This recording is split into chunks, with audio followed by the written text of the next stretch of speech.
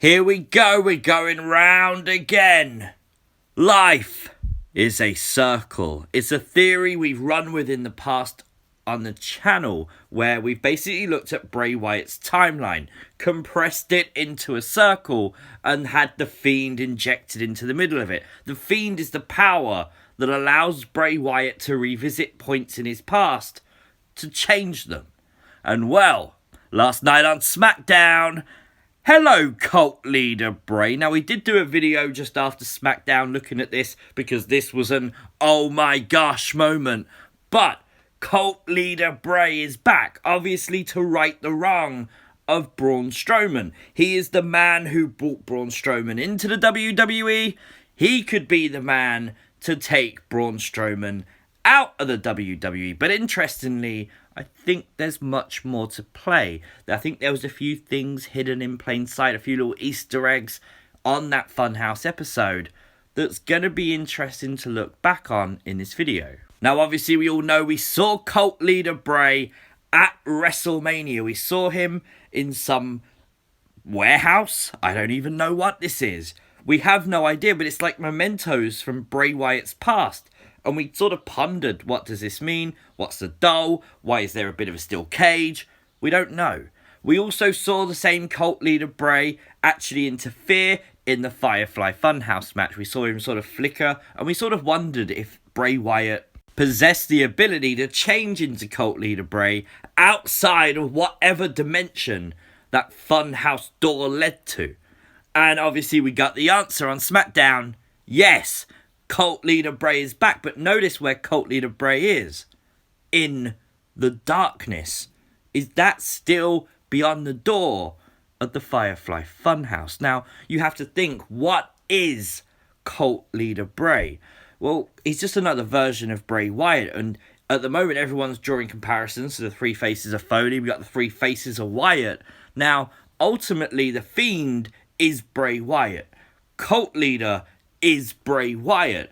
Funhouse is Bray Wyatt. But they all seem to be able to be controlled by Funhouse Bray. He's the man that called upon Cult Leader Bray, and Cult Leader Bray then emerged and things like that. So it kind of makes sense that this could all just be a huge mind game.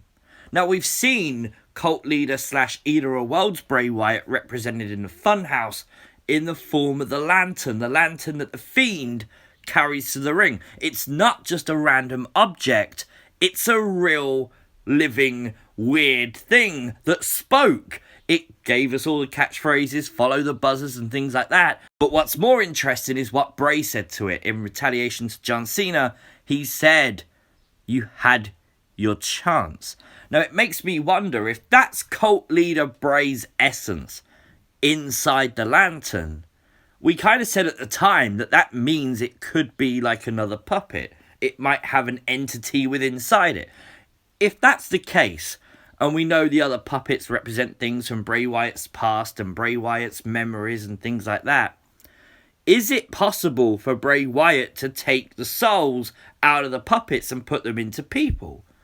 Ridiculous, right? Well, Bray told us he actually resurrected the dead. And when you look at the picture they used to show that, you can clearly see two people. You can clearly see two tombstones and two spirits. One of those people is clearly a witch. Of course, we know the puppet that's most famous and most people want to become a real person is Abby the Witch, of course representing Sister Abigail. We know WWE did get that trademark for the name Sister Abigail, so it's maybe not a million miles away. Possibly. Now, I think it's pretty clear we're leading to Braun Strowman versus Cult Leader Bray at Extreme Rules. And I kind of think that would be really, really cool. Imagine what they could do in a cinematic style. Maybe like a cabin match. I don't want to see the same thing we saw with Randy Orton before. Although I think the cinematic style to that now may be a little bit different. It may be a bit more interesting. But imagine if they did an entire match inside a cabin. I really think that could be really, really cool. And definitely don't forget, if they don't do anything like that, you still got Otis around. Mr. Money in the Bank could be around to take the Universal Championship from Braun Strowman. We've theorized it in the past. WWE have teased it in the past. Hell, they even teased it at Backlash. So it's definitely a possibility. Now don't forget, Braun Strowman is not the same Braun Strowman he was when he was in the Wyatt family. Of course, he has evolved. He has become something new. He is, in all fairness, his own monster now. He's not Bray Wyatt's puppet that Bray Wyatt can pull around. That was proven at Money in the Bank when Braun Strowman did his thing and turned his back on Bray Wyatt.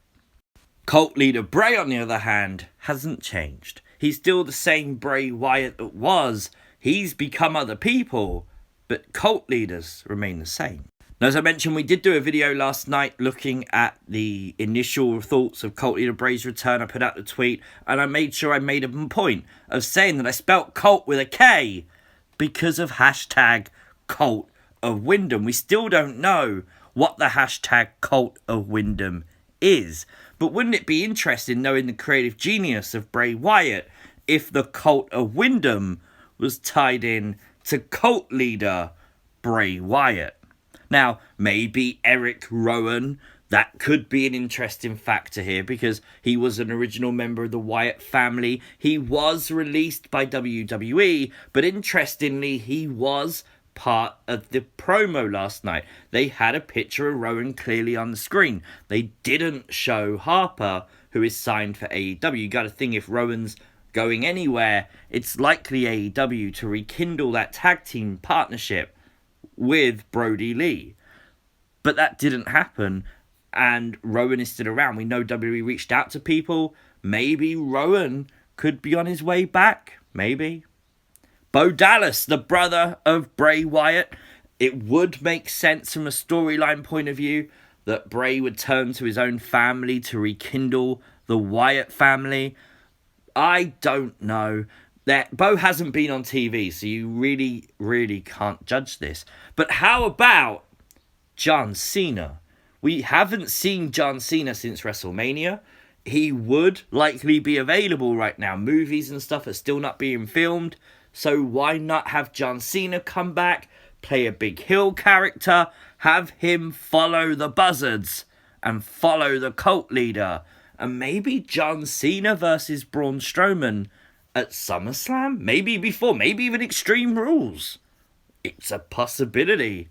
Hell, why could Cult Leader Bray not be involved with Seth Rollins? Seth Rollins, the Messiah, literally says about 100 times a week, there is a higher power. There's something more at play that no one knows. And when it's revealed, we'll all be shocked. Well, we always theorize because he was a victim of the Fiend that may be Bray Wyatt.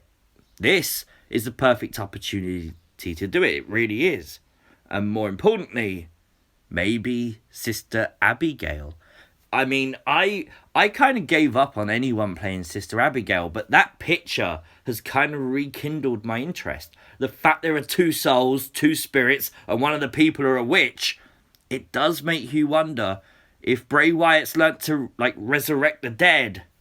Well, Sister Abigail could potentially be coming back. And it would make sense from a storyline point of view as well, because Bray Wyatt has told us that Sister Abigail lived inside his head, and when he fell into the lake of reincarnation during the ultimate deletion, of course, she left him. That allowed Samael, which is the Fiend, to emerge, because the Fiend's been with Bray since childhood. And of course, we've now got this insane monster character running roughshod through WWE. Now I want to give a massive shout out to Jance, who sent me his theory on Twitter DM. Really interesting. You want to pause it and read it, please feel free. I will summarize it in video form because it's really cool. All of the opponents of the Fiend so far that's part of the Fiend's chapter have all wronged Bray Wyatt in the past. But more importantly, they've all wronged Cult Leader Bray in the past. Could it be possible that that's the reason Bray Wyatt has put up Cult Leader Bray? Because maybe Braun Strowman needs to run Cult Leader Bray. And that is what brings the Fiend to the forefront. That could be the key to get the Fiend to defend Bray Wyatt. That they have to actually wrong Cult Leader Bray to therefore have the Fiend take revenge. I think that's very, very interesting. And the Fiend's become a huge topic of discussion as well, because we all love the Fiend. And the Fiend's not been on TV, and people are wondering why. Is he going to come back? Is the Fiend done? Well, we actually saw the Fiend on Smackdown. We had these weird little promos saying funhouse later tonight. And then we saw the Fiend. The Fiend emerged with little flickers and stuff. I think this shows us that the Fiend is controlling everything. The Fiend is still letting the clock handles tick. He's just sitting, watching and waiting for the perfect opportunity to strike. 100%. But I gotta say, I'm super, super happy that Bray Wyatt has brought back this Cult Leader Bray. I know we got a actual Cult Leader t-shirt recently, a Follow the Buzzers shirt. Really cool timing.